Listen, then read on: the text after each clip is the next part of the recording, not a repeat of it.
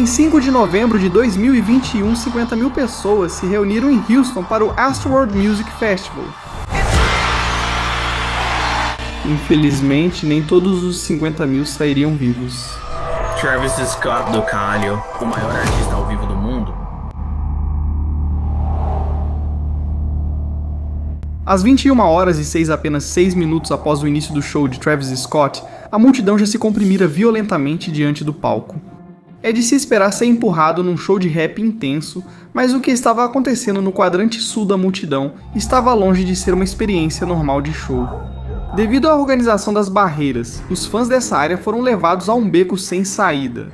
Onda após onda de corpos empurrava para frente, fazendo com que as pessoas fossem pisoteadas, prensadas umas contra as outras e lutassem para conseguir respirar.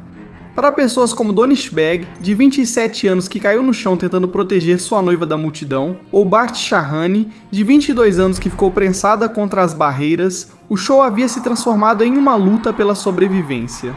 Cercados por luzes piscando e um grave estrondoso, eles estavam invisíveis para os artistas próximos. O desastre não começou com a entrada de Travis Scott no palco. Começou 10 horas antes. O vídeo mostra o momento em que os portões abriram mais cedo hoje à tarde e os fãs ficaram muito animados, com alguns até tropeçando. Os seguranças e os detectores de metal foram derrubados. Houve correria, empurrões e algumas pessoas foram pisoteadas. O local do Festival Astroworld no NRG Park foi aprovado para uma capacidade máxima de 50 mil pessoas. Mas quando aquelas cercas caíram às 9 da manhã, esse limite desapareceu. Sinceramente, o pessoal de segurança que estava lá dizia: a gente não é pago o suficiente para parar essas pessoas. Foi literalmente isso que eles nos disseram. Eles falavam: a gente não é pago o suficiente para parar essas pessoas. Tipo, deixa eles passarem. No papel, os organizadores pareciam ao menos um pouco preparados. Elaboraram um plano de operações de 56 páginas e contrataram muitos seguranças privados para atuar com a polícia de Houston. Mas o enorme manual de segurança deixava de fora um cenário gritante. Não continha absolutamente nada sobre um plano para o caso de um avanço ou uma correria da multidão. Todo o modelo de segurança se baseava na suposição de que a multidão simplesmente seguiria as regras. Se você conhece Travis Scott, sabe que ele não incentiva seus fãs a fazer isso. Todos os fãs de verdade pulem a cerca agora e venham pra cá, vamos lá. Segurança, não toquem neles, não toquem neles. Segurança, recuem, deixem eles passarem. Deixem eles passarem.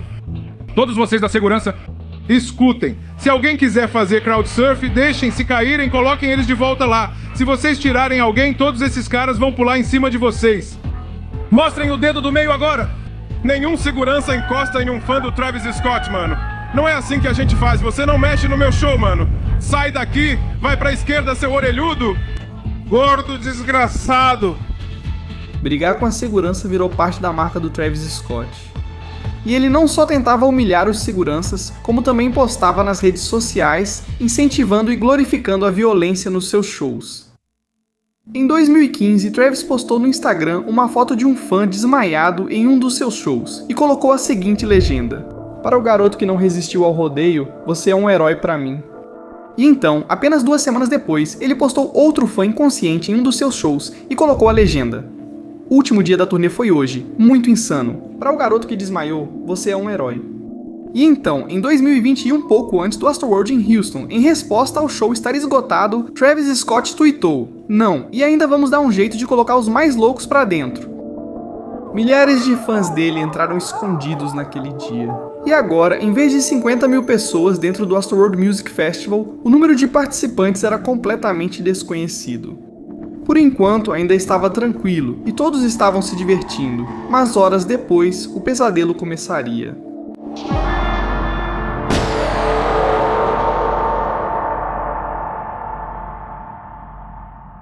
A quantidade enorme de pessoas era uma receita para o desastre, mas o layout do festival foi o que realmente desencadeou tudo. Havia 2 palcos, o palco principal e o segundo palco. Todos os 8 artistas musicais que se apresentaram ao longo do dia foram escalados em sequência no segundo palco, enquanto o palco principal permanecia vazio. Artistas enormes como Metro Boomin, Don Toliver, Roddy Ricch e Lil Baby se apresentaram durante o dia no segundo palco. Isso significava que dezenas de milhares de pessoas estavam todas concentradas em um lado do parque durante todo o dia, e os sinais de alerta já estavam se acumulando. Antes de eu terminar, o chefe de polícia foi visitar Scott em seu trailer durante o dia na sexta-feira, pois estava claro que a multidão lá estava ficando, você sabe, agitada. Mas mais cedo naquele dia, então não quando uma espécie de correria estavam acontecendo, mas foi lá e meio que lembrou Travis Scott que em 2019 ele também teve um problema em seu show. Houve correria e algumas pessoas ficaram feridas. E meio que, você sabe, como um tipo de mentor, foi conversar com o jovem e dizer, sabe, esses são os tipos de fãs que você tem, eles são muito dedicados, então é bom estar ciente disso.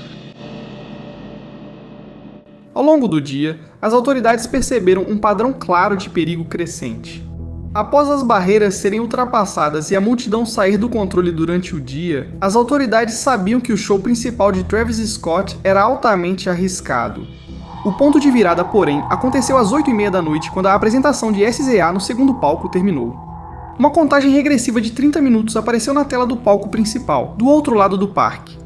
Dezenas de milhares de pessoas, além de todos os fãs sem ingresso, correram pelo parque em uma enorme debandada para garantir um lugar para Travis Scott. Mas os milhares de fãs correndo ao palco principal iam direto para uma armadilha estrutural fatal. O palco principal foi projetado para comportar uma multidão enorme, mas estava dividido por barricadas de metal que criavam passagens para segurança e VIPs. Com a pressão das pessoas atrás e dos lados, quem estava na frente não tinha para onde ir. Conseguimos chegar à frente. Quando o cronômetro começou, faltavam cerca de 40 minutos e ele foi diminuindo aos poucos.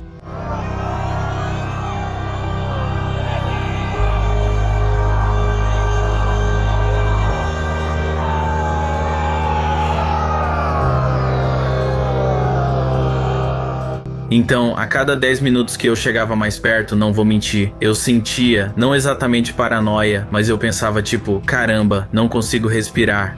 Porque estava muito lotado, muita gente. E eu já fui a shows assim antes, mas nunca tão caótico, sabe? Jill estava no quadrante oeste, bem na frente do palco, que acabou sendo uma das áreas mais perigosas do show. Porque milhares de pessoas estavam correndo do segundo palco, os quadrantes oeste e sul estavam ficando perigosamente lotados de gente. E o show nem tinha começado ainda. E eu acho que o momento em que realmente caiu a ficha foi quando um cara desmaiou atrás de mim. E eu não vou mentir pra você, tinha esse cara que tinha pelo menos 1,80 m. Virei, olhei pra ele, ele começou a cair e caiu totalmente. Fiquei tipo, caramba. Tentei levantar ele, mas tenho só 1,73 m e ele deve pesar mais de 90 quilos. Então eu não consegui levantar ele. Perguntei pro cara do meu lado, ei, você pode me ajudar a levantar ele? Esse cara simplesmente falou não. E aí ele voltou a curtir o show como se nada tivesse acontecido.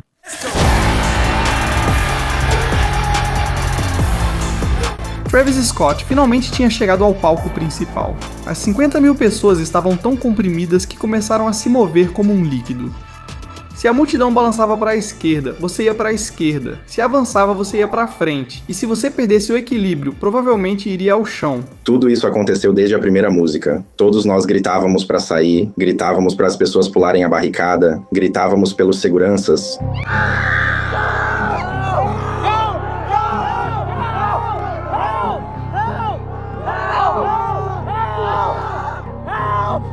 Eu parei de gritar porque continuava perdendo o fôlego e tentei preservar o máximo de oxigênio que consegui, mas todo mundo gritava ao meu redor, então foi horrível. Exatamente às 21h06, apenas 5 minutos depois que Travis Scott subiu ao palco, registros da polícia e do corpo de bombeiros mostram que a multidão já havia atingido um nível letal de compressão. Socorristas e seguranças recebiam relatos de pessoas sendo esmagadas, desmaiando e sofrendo ferimentos graves na multidão. No quadrante sul, as pessoas estavam mais vulneráveis devido ao layout das barricadas do festival. Como os fãs eram direcionados para esse lado do palco, isso deixava quem estava dentro do quadrante preso por 3 lados. As pessoas empurravam quem estava no quadrante sul cada vez mais perto das barricadas, sem saída.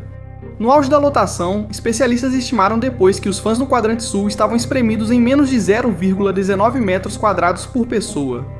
Esse é um nível de compressão tão intenso que seus braços ficam presos ao lado do corpo. Há uma ambulância no meio da multidão. Uou, uou! Que diabos é isso? Às 21h25, um carrinho médico entra na multidão e tenta chegar até um fã inconsciente. Essa é a primeira vez que o show para. Mas para alguns, a chegada do carrinho médico seria tarde demais. Ezra Blount, de 9 anos, estava assistindo ao show com seu pai, Treston. Ezra era um grande fã de Travis Scott. Neste vídeo você pode ver Ezra nos ombros do pai dele no quadrante sul, que estava extremamente lotado. O pai de Ezra, Treston, começou a ter muita dificuldade para respirar, porém com o pouco espaço que tinha para se mover. A multidão simplesmente começa a enlouquecer e Treston diz: "Eu não consigo respirar, eu não consigo respirar." Ele acordou no meio da multidão e Ezra tinha sumido. Tristan acabou desmaiando como muitos outros no quadrante sul e seu filho Ezra caiu na multidão embaixo, em meio ao pisoteamento. Tristan eventualmente recobrou a consciência e começou uma busca frenética por seu filho. Ezra não estava em lugar nenhum. Tristan começou a abrir caminho freneticamente pela multidão em direção às tendas médicas para tentar encontrar seu filho. Enquanto Tristan abria caminho pela multidão e o carrinho médico ainda tentava abrir caminho, o quadrante sul estava chegando ao seu ponto de ruptura. Bart Shahani, de 22 anos, estava no show com sua irmã e prima. Incrivelmente, esse era o primeiro show de Bart. Mas com o balanço violento da multidão, as três foram separadas. Bart foi levada para o quadrante sul e prensada diretamente contra as barricadas metálicas pesadas. Com milhares de libras de pressão empurrando suas costas e as barricadas de aço à sua frente, ela não tinha espaço para respirar. Ela acabou perdendo a consciência por falta de oxigênio. Embora as equipes de emergência tenham conseguido tirar Bart da barricada e colocá-la em uma maca, o dano já estava feito. Quando chegou aos paramédicos, Bart já não apresentava atividade cerebral. Estamos sendo informados pela pessoa da mídia que há um grande grupo de pessoas subindo nas torres próximas que ficam em frente ao palco, e que pessoas estão prestes a cair, e que pessoas que estão na cabine estão fazendo pedidos de socorro, dizendo Mayday para sair, mas não conseguem sair. Com a situação fora de controle, os fãs tentaram agir por conta própria. Sienna Faith e Aiden Cruz foram filmados subindo em uma plataforma de câmera, gritando para o operador cortar a transmissão e avisando que pessoas estavam morrendo na multidão abaixo. Tem alguém morto! Parem o show! Parem o show! Finalmente, às 21h38, pouco mais de meia hora após o início do show, o Corpo de Bombeiros de Houston classificou isso como um incidente com múltiplas vítimas. Isso significava que o número de vítimas havia sobrecarregado completamente os recursos médicos no local, acionando uma emergência com envio de ambulâncias e equipes de fora. Mas apesar dessa declaração oficial de desastre, a música não parou. Na verdade, a parte mais perigosa da noite ainda estava por vir.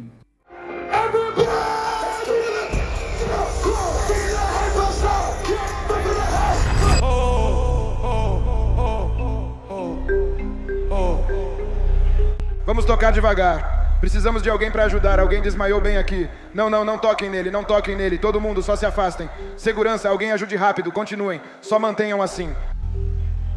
Travis parou o show pela segunda vez ao ser informado sobre um fã inconsciente próximo ao palco. Alguém ajude. Vamos, segurança. Entrem aí. Vamos entrar aí, vamos entrar aí. Vamos entrar aí, vamos entrar aí. Sim. E em outras áreas do local, os fãs estavam gritando: "Parem o show!" Essa pessoa era um grande amigo meu. Travis depois afirmou que não sabia sobre esses gritos. Eles pausaram o show 3 vezes, mas é difícil saber quando era a hora de parar e ajudar. Depois que você fazia isso, na música seguinte já precisavam de ajuda de novo. Apesar desse show já ter sido classificado como um incidente com múltiplas vítimas, às 21h54 o superastro Drake entrou no palco como convidado surpresa.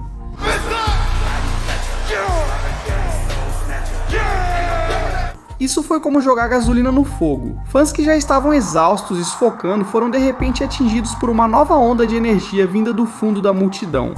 Enquanto Travis e Drake apresentavam Sicko Mode, os socorristas faziam RCP em fãs inconscientes a poucos metros de distância. Como mencionado, quem mais sofreu foram os que estavam em uma pequena área do quadrante sul. Madison Dubisky, de 23 anos que estava no show com seu irmão, infelizmente morreu aqui devido à compressão extrema causada pela pressão gerada pelo avanço da multidão. Perto dali, Donish Baik, de 27 anos, tentava proteger sua noiva enquanto o avanço da multidão se intensificava. Durante o caos, ele caiu no meio da multidão e foi pisoteado e comprimido por pessoas de todos os lados. Donich também perdeu a vida tragicamente naquela noite.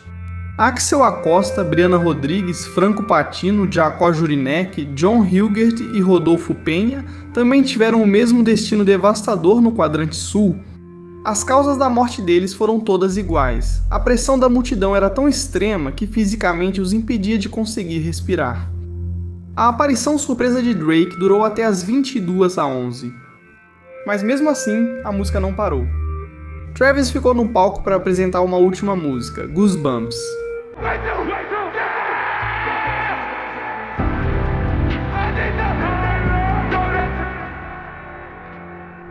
Finalmente, às 22h15h37 depois que um incidente com múltiplas vítimas foi declarado e mais de uma hora depois que os primeiros fãs começaram a morrer, a música finalmente parou. Mas quanto à evacuação, foi como em qualquer outro show, como em qualquer outro concerto. Tenham uma ótima noite. E então todo mundo simplesmente foi embora. Nas horas e dias após a tragédia, o mundo exigiu respostas. Travis acabou publicando um vídeo de desculpas em seu Instagram. Eu só quero enviar orações para elas. Pessoas que morreram na noite passada. Na verdade, estamos trabalhando agora para identificar as famílias para que possamos ajudá-las a passar por esse momento difícil. Sabe, meus fãs significam tudo para mim e eu sempre quero deixar uma experiência positiva para eles. E sempre que eu consigo perceber, sabe, qualquer coisa que esteja acontecendo, eu vou parar o show e, ajudar eles a conseguirem a ajuda que precisam, Jamais imaginei a gravidade da situação. A tragédia do Astroworld continua sendo um lembrete assustador do que acontece quando a euforia passa dos limites e os sistemas criados para nos proteger falham.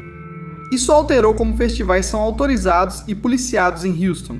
Mas para as famílias dos 10 que nunca voltaram para casa, essas mudanças vieram a um custo inimaginável.